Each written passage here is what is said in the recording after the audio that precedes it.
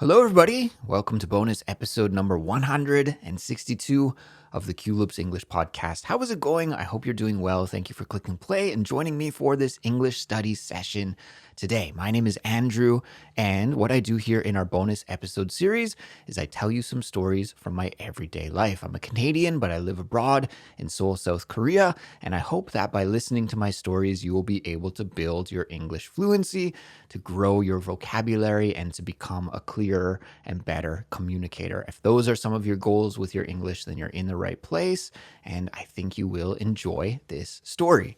Today, I'm going to tell you the story of running in the 2025 JTBC Marathon, a very big marathon event here in Seoul. And actually, originally, I wasn't intending to tell this story, but in a recent Culips small group speaking class, some of our members encouraged me to tell the story and they wanted to hear about it. So this one's for you guys. I'm telling the story for all of our awesome Culips members out there who join me each and every week for our small group speaking classes. And by the way, for this episode, there's a free transcript, interactive transcript, I should say, even better than just a regular transcript, although we do provide that as well. If you want to download a PDF, that option is available for you. So there's the interactive transcript and also a vocabulary glossary that will help explain some of the difficult vocabulary or useful vocabulary that you hear me use in this episode today. So if you'd like to get those two awesome study tools for free for absolutely everybody, no strings attached, then just click the link in the description for this episode. But if you want to be a Culips member and get access to our full range, all of the tools that we have provided to help you hit the next level with your English, including helpful study guides for all of our episodes, transcripts, quizzes, and even speaking classes and more. And maybe the best part, ad-free audio. You also get ad-free audio. If you'd like to get all of these things, then just visit our website, culips.com, and you can sign up and become a member today for an affordable price. And of course, a huge thank you to our member community out there. Guys, we really, really do appreciate your support, and we couldn't do Culips without you. So thank you so much. All right, let's jump into my story here for this week, talking about the 2025 JTBC Marathon that happened here in Seoul, South Korea. And now over a month has passed since I participated in the race. So I think I've collected my thoughts and I've had time to settle down from the runner's high that I experienced after completing the event. So just to give you a very quick backstory, I've been running for over 10 years, 11 years. I think I started around 2014 running, and now I've completed 5 full marathons, I believe 5 or 6, I think 5. And last year, in October of 2024, I injured myself during a marathon attempt. I only made it around halfway, and I had to stop because I developed some severe knee pain that was preventing me from finishing the race. And that was just a really disappointing moment, not being able to finish that race. I disappointed myself by not training properly to be prepared for a full-length marathon. So I was disappointed in myself. I was disappointed in my preparation. I was disappointed that I spent time and money to go to a different city in a different place and just fail in that event. So it was really embarrassing and disappointing to not be able to complete that marathon. That was my first ever DNF, and I told the full story here on Culips. So if you'd like to go back, maybe I can put the link in the description for this episode to that story so you could go back and listen to it if you want. But ever since that DNF, I have had revenge on my mind, and so slowly but surely, I've been building up to revenge and doing well on a marathon. That's what I wanted to do. So, of course, after that DNF, it took me a little while to recover and be back into running condition. And then I slowly but surely built my fitness back up again. And then this year in 2025, I ran in the Seoul Marathon and I was able to finish in about 3 hours and 3 minutes, which I thought was pretty good considering I had been injured. And then since then, my training has just been really great. And throughout the spring, I ran 3 half marathons. And each half marathon I ran, I broke my new personal record. So I smashed 3 personal records in a row, which was amazing. I did one in April here in Seoul. And guys, I had the same half marathon record for years and years. It was always 1 hour and 26 minutes and some odd seconds. And I could just not beat that for whatever reason. I guess that number and me were just attached at the hip. Like several times, probably I ran 5 or 6 half marathons, and every time was 1 hour and 26 minutes. However, I was finally able to break through and beat that this year. So in April, I ran a 1:23. And then I think it was in May, early May, I ran a 1:21. And then in the fall here, I ran a 1:19:58. So just under an hour and 20 minutes. So that was like so amazing. That really boosted my confidence and really motivated me, and also was a nice sign that I think I was doing the right kind of training and doing the right kind of workouts to really up my fitness and increase my level of running speed and endurance and all of these things that you need for a marathon. So because I had those 3 half marathon PRs, I felt pretty confident going into the JTBC Marathon here, which actually took place on November the 2nd.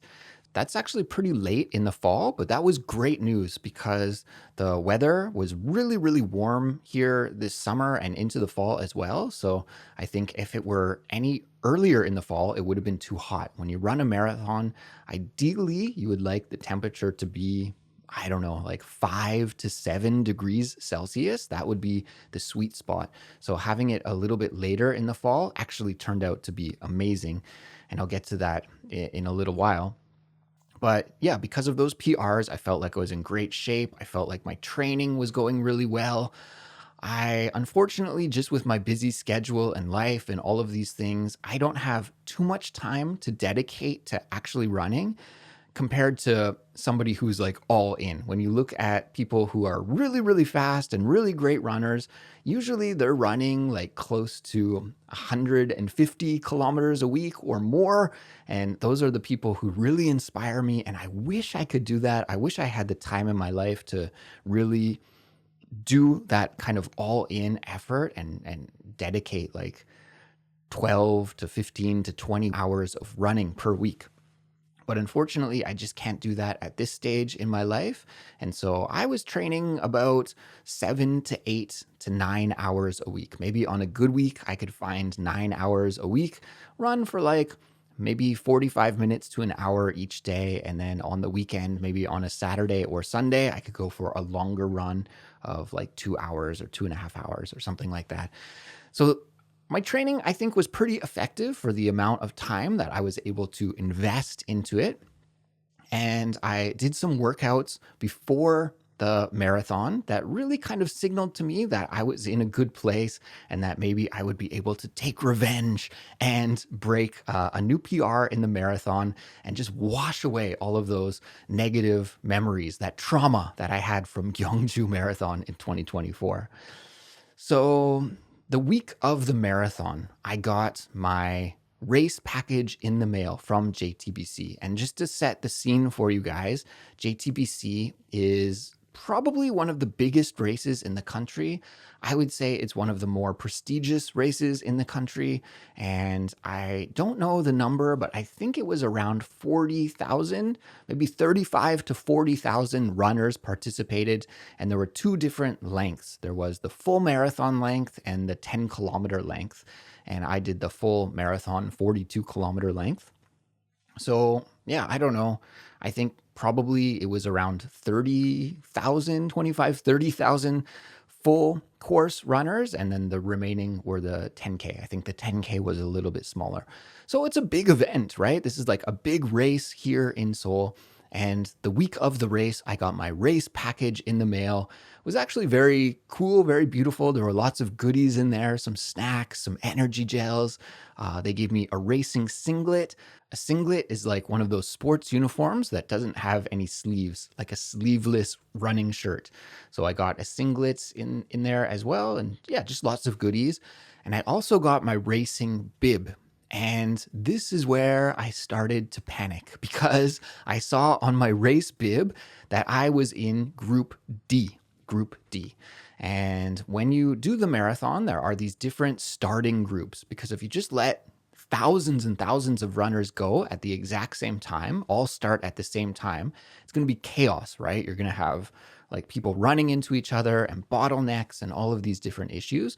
So the racers are staggered and each group maybe has 2,000, 3,000 people in it. I think there were groups from A all the way to G or H, like several different groups. Each one would have maybe a few thousand runners in it, and they're staggered every 5 minutes. The idea is that the fastest runners go first, and then the slowest runners go last, and then that way you have nobody running into each other or anything like this. So I don't know why I was placed in Group D. Now, just to give a little bit of context, like I said, I finished the half marathon in about an hour and 19 minutes and 58 seconds. That's my PR. And guys, it's a big difference. Believe me, those 2 seconds between being sub 120 and over 120, in my mind at least, that's a big psychological difference. So I know it's only 2 seconds, but I really, I really hold on to those 2 seconds. So that's my speed, which is like not bad, I think, for a 41-year-old. I'm 41 years old. And also my PR in the marathon, my full marathon PR is was, and maybe this is spoiling the story, but at this point it was 2 hours and 57 minutes and I believe 38 seconds. So I was expecting the elite racers, they go in A. So I was expecting that I should at least be in B, and that would probably be the most appropriate place for me to be given the competition is in B. But I was in D. And we were given a little manual as well, like a little program to talk about some of the details of the race. And there were pacers in Group D. And by the way, pacers are volunteer runners who run at a specific speed and tempo that you can follow and sort of run in a group with them to obtain a certain result. And so the pacers for Group D were running at a speed where they would try and finish the race in 4 hours and 30 minutes. However, my goal was to beat my PR and run. My old PR was 2 hours, 57 minutes, right? So I wanted to try and just go a little bit faster and at least beat it. And I wanted to do under 2 hours and 55 minutes. So you can imagine I was a little bit panicked because I thought, wow, this is only a couple of days before the race. I got my package in the mail and I had been all pumped up to really try and break my new record. Good training all summer, all of these PRs leading up to the race, and then tragedy strikes and I'm in D group. Oh, what's going to happen? And I don't know why I ended up there. Probably it was my fault. Like probably sometime when I registered for the race, I was supposed to submit my time certificates or my record, proof of my previous records so I could go in a higher up group. Probably I forgot that, or maybe it's random, but that doesn't make sense because it just seems like people would get injured if it were random. So I'm going to blame myself for this one. And I didn't want to be one of those annoying people who complains or tries to get it changed at the very last moment. I imagined that the organizers of the race were very busy and it would have been just a total clown show in the head office a couple of days before the race. So I decided, okay, I just have to accept my fate. I'm in D and hopefully I can just get to the front of the D corral is what we call it, the D corral. Corral is like an area where the runners can stand. And yeah, that was my strategy. Just get to the front of the D corral and then hopefully I can just sneak around many other runners and get close to like the B or the A runners and run with them. So I accepted my fate. That is what the universe threw at me. That's what I would have to deal with. I was in D. My friend Jimmy, my running buddy Jimmy, who I run a lot of races with, he was in B. So he was lucky. He was up there in the right spot, but I was in D for some reason. So yeah, we arrived at the marathon early in the morning. to get ready for the race, and the subway was absolutely packed with runners. It was pretty fun to ride on the subway down to the World Cup Stadium is where the event started. It was just packed with runners. We got there, we got ready, we got into our corrals. It was beautiful sunny weather, lovely day. Just an amazing fall day. The vibes were good. The energy was good. I was feeling excellent. I hadn't slept too well the night before the race, but didn't seem to matter. I felt really good. And I got into my D corral and tried to get up as close as I could to the front and get into a good position. Thousands of other runners, just a really amazing atmosphere and vibe.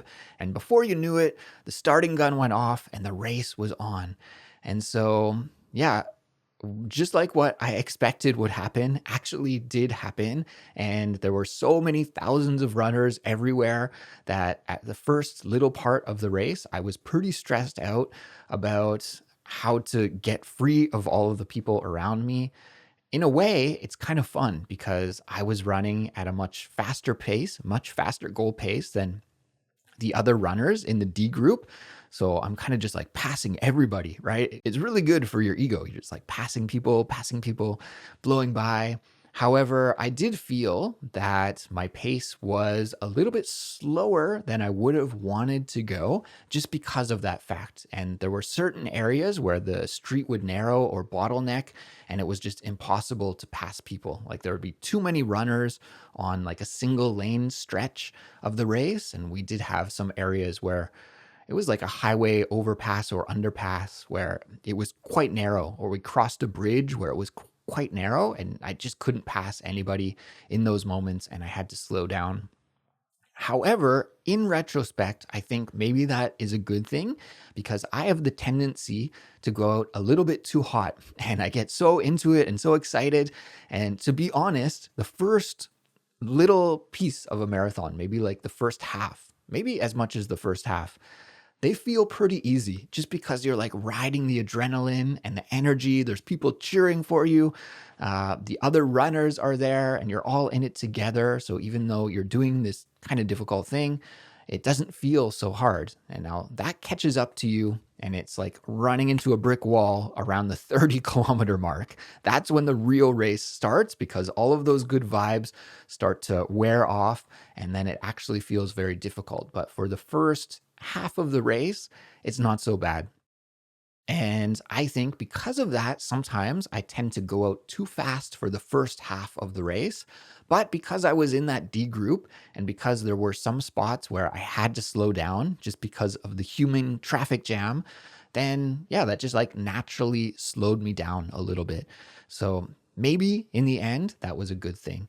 However, I would say after around 10 kilometers, maybe even less than that, 5 kilometers, 10 kilometers, it really started to become quite open and I had a lot of space. I passed most of the slower runners who I started with and I caught up to the faster runners. And at that point, I had no problems at all. There was lots of space on the road and we worked our way from, I guess it would be the northwest part of the city all the way to the southeast part of the city. And we had to cross the Han River, the big river that divides Seoul into two parts. We crossed over that 3 times. So it was really cool. We got to do this big tour of all of Seoul and run through the old downtown. And then finally we ended south of the river. So yeah, most of the race was pretty good, I have to say. It was hillier than I was imagining, and there were several uphill sections that were rough, and I didn't like those very much. And there were, the downhill sections also, which kind of suck. Like, I don't like running downhill, it's hard on your knees. And those were difficult, but overall, I felt pretty good most of the race. One kind of crazy thing that happened in the middle of the race, maybe around the 23, 24-kilometer mark. At this point in the race, the road that we were running on was quite wide. It was probably 5 or 6 lanes on either side. So maybe like a 10-lane road, 12-lane road, something like this. And one side was closed down for the marathoners. The other side just had traffic driving per usual. And this is a really crazy thing. What happened? I was running on the closed down side, but I was near the left hand side of that closed down side. So I was like kind of a little bit close to the traffic that was flowing the other way. And there was this big Volvo truck, like a construction truck. I think it was maybe a dump truck or a cement truck. You know, your memory gets foggy about these things after a while, but it was a big construction truck. And I remember it was a Volvo truck. It had the big Volvo logo on the front. So that truck was driving in traffic, and then some other car was just like, I guess there was a bit of a traffic jam because of the marathon, right? Like half of the road is closed down and the traffic is altered. And yeah, you have all these detours and stuff that you have to take. You can't go your regular way. So there was this other car that decided just to like get out of there, and he quickly made a turn to try and get off of the road, like that main road, and he smashed right into the Volvo truck. There was actually an accident. Now, thankfully, it wasn't too bad, but it was a collision, and it happened right as I was running past, and it like scared the bejesus out of me. I was like, oh my God, this like huge traffic accident with this big Volvo truck, not too far from where I was running. So very scary. And thankfully, it looked like nobody was hurt, nobody was injured, none of the runners were injured. But I was running right beside this other guy. We were kind of running together, and we both jumped back and we're like, oh, geez, like scary stuff. So there were some police officers right there, and they attended to the accident right away, thankfully. But yeah, that was wild, probably around the 24 or 25 kilometer mark. What else? The rest of the race, like I said, was very smooth until the 30-kilometer mark. And as I mentioned earlier, at 30 kilometers, that is where the race really gets started, because that's when the fatigue sets in. That's when your muscles start to get tired. That's when it starts to get mentally draining as well. And those final 12 kilometers to the finish line seem like a very, very far way away, even though maybe it's only like 40 minutes, 45 minutes, 50 minutes, depending on your running speed. But that is like, at that moment, it seems like forever. It might as well be forever. So, because I have a little bit of experience now running marathons, I would still say I'm a beginner, I'm a novice, I still have a lot to learn. However, I know that at that 30-kilometer point, that's where things get difficult. So I was actually talking to myself when I hit the 30-kilometer point. I was like, come on, Andrew. Okay, the race is on. Let's go. Trying to pump myself up. I was my own cheerleader, and there were actually the fan support on this race was great. There were lots of people out there cheering, and I got to give a shout out to my wife as well. My beautiful wife came out to cheer, and she appeared 3 times. She came to 3 different spots in the race to cheer me on. So she would take the subway and then appear on the side of the road and cheer me on. And then as I passed, she'd get back on the subway and go to a different part in the race and cheer me on again. And then she was at the finish line as well. And I knew she was going to come out and support me, but I didn't know that she was going to do all of that. I thought she was just going to be there once. However, she surprised me 3 times, and especially at the finish line, I wasn't expecting her to be there. So that was amazing as well. So yeah, as you can imagine, I did finish the race. Kind of spoiler there, but yeah, I was able to finish the race, but those final 12 kilometers were tough and rough, and I was feeling pretty bad probably until kilometer 32. I was okay. Things started to fall apart at kilometer 32. I started to get just sore legs and a little bit of a sore back, and it just got progressively worse and worse, and we had to go up hills and down hills, and it wasn't like getting any easier. Like, just please give me a kilometer, at least a kilometer of flat land to run on. But no, everything was like up and down and up and down. And that was really tough.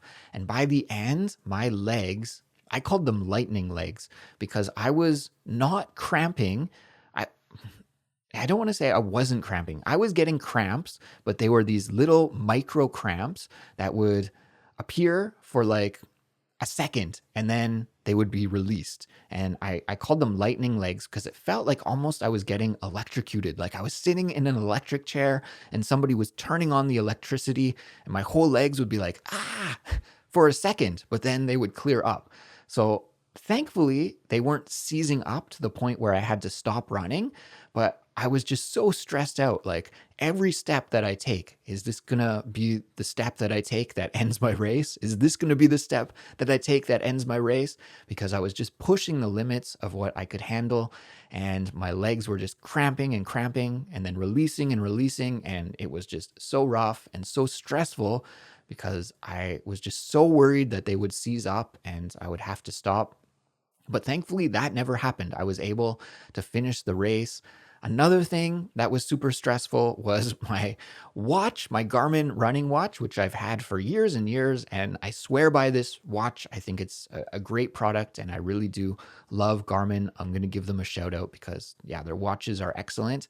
However, I guess mine is just old and the battery was dying. So at about the 35-kilometer mark, I got a low battery indicator saying you only have 10% battery or something like that. And that stressed me out as well, because if you're a runner, you know that the record is so important. And I'm a data geek. I love to see all of the stats from my watch once I finish about my paces, about my cadence, about my heart rate, about all of these things, all of the different data that you can get from your watch. So I was just totally stressed out.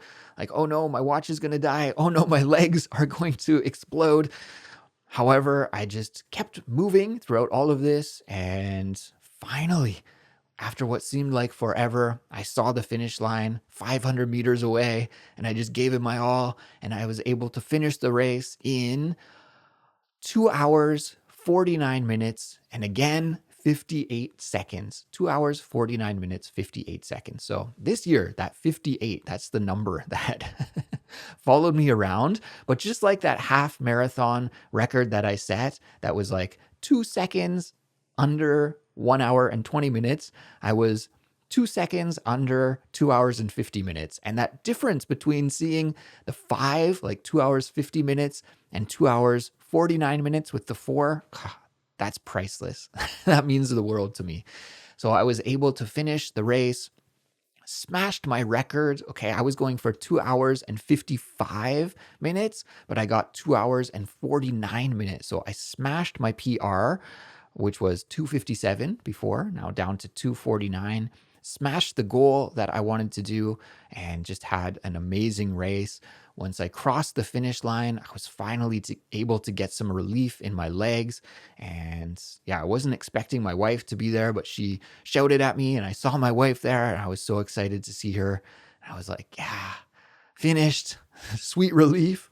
And actually, I got a little bit emotional, guys. I started to cry a little bit once I finished because it was just so difficult that last little bit, and then to break my record, to have a successful race, to get revenge on that disappointment that I had in 2024. All of the emotions just sort of flooded over me, and I think your mental state is not too strong after giving all that you can for almost 3 hours. Your mental state is not too strong. So I was a little bit emotional. I finished though, and just happy, right? And it's actually nice, I think, that we can do something that makes us emotional like that.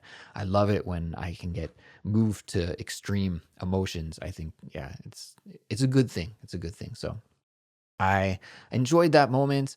And yeah, that was pretty much my JTBC race for 2025. So it went so much better than I ever could have anticipated and really pumped me up and fired me up for my next marathon, which will be happening again in March of 2026. I'm doing the Seoul Marathon. So currently training for that. To be honest, I've had a pretty slow month of running after doing JTBC. It really beat me up and I feel like my condition isn't so good these days. I'm slowly trying to get back into running shape, but I've been taking it slow and taking it easy. And now we've had a massive snowstorm in Seoul here over the last couple of days. So it's icy and snowy outside, which also makes it hard to run. But hopefully, I'll be able to get back into training shape and get back into form for the spring when I run the Seoul Marathon. So maybe after I finish that race, hopefully with a new PR, we'll see. I don't want to put any promises out there, but I'll try my best. And if I do, I'll be sure to tell you the story then. But for now, everyone, I think I should probably sign off. So thank you for listening all the way to the end of this episode. If you made it, don't forget to check out the interactive transcript and vocabulary glossary that's available for everyone for free. And if you're a Culips member, you can also do the comprehension quiz. We also have an amazing Culips Discord server where our community gathers, we hang out, we practice our English each and every day together. And it's a great way to build your skills, to get some easy practice in, and to make some friends at the same time. Again, it's free for everyone to join, and you can do it by clicking the link in the description for this episode. So guys, thanks for listening again. Please take care, and I'll be back soon with another brand new Culips episode. Until then, goodbye.